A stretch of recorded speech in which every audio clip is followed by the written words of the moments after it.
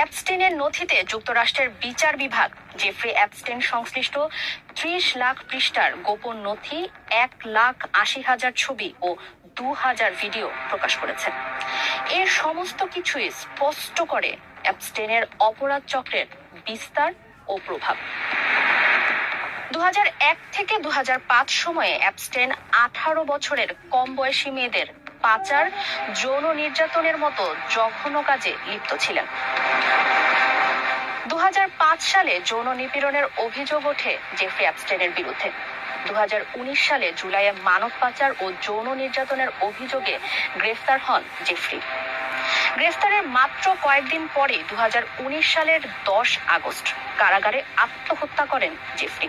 তবে অনেকেই বিশ্বাস করেন ধনী ও ক্ষমতাধরদের সঙ্গে অ্যাপস্টেনের সম্পর্ক ধামাচাপা দিতে তাকে হত্যা করা হয়েছে। তিনি আদতে আত্মহত্যা করেননি। অ্যাপস্টেন কেলেঙ্কারির নতুন নথি প্রকাশে বিশ্ব রাজনীতি, ব্যবসা ও বিনোদন অঙ্গনের একাধিক প্রভাবশালী ব্যক্তির নাম নতুন করে আলোচনায় এসেছে। তবে মার্কিন বিচার বিভাগ জানিয়েছে কিছু অভিযোগ যাচাইহীন ও বেনামি সূত্রের উপর ভিত্তি করে করা হয়েছিল। নথিতে উঠে এসেছে বর্তমান মার্কিন প্রেসিডেন্ট ডোনাল্ড ট্রাম্পের নামও।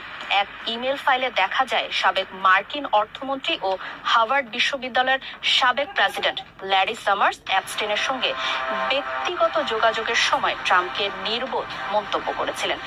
সামার্স পরে এই যোগাযোগের জন্য লজ্জিত হওয়ার কথা প্রকাশ করেন এবং হার্ভার্ডে শিক্ষকতা থেকেও বিরতি নেন।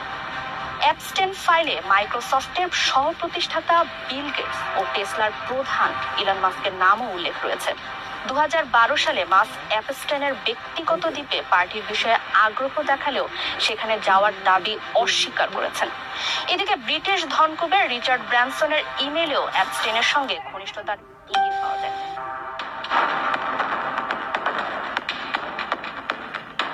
ব্রিটেনের সাবেক প্রিন্স অ্যান্ড্রু সম্পর্কেও নতুন তথ্য সামনে এসেছে। ২০১০ সালে তিনি অ্যাপস্টেনকে বাকিংহাম প্যালেসে নৈশভোজে আমন্ত্রণ জানিয়েছিলেন বলে নথিতে উল্লেখ রয়েছে, যদিও তিনি দাবি করেছিলেন যে তিনি অ্যাপস্টেনের সঙ্গে সম্পর্ক ছিন্ন করেছেন। এদিকে ভারতের প্রধানমন্ত্রী নরেন্দ্র মোদী সম্পর্কে অ্যাপস্টেনের একটি ইমেইলের সারাংশ সামাজিক মাধ্যমে ঝড় তুলেছে। ২০১৭ সালের একটি ইমেইলে অ্যাপস্টেন লিখেছেন, ভারতের প্রধানমন্ত্রী নরেন্দ্র মোদী ইসরায়েলে গিয়ে মার্কিন প্রেসিডেন্টকে খুশি করার জন্য নাচ গান করে এসেছেন। পরবর্তীতে ভারতের পররাষ্ট্র মন্ত্রণালয়ের মুখপাত্র রণধীর জয়সওয়াল বলেন, তারা তথাকথিত অ্যাপস্টেন ফাঁস থেকে একটি ইমেল বার্তা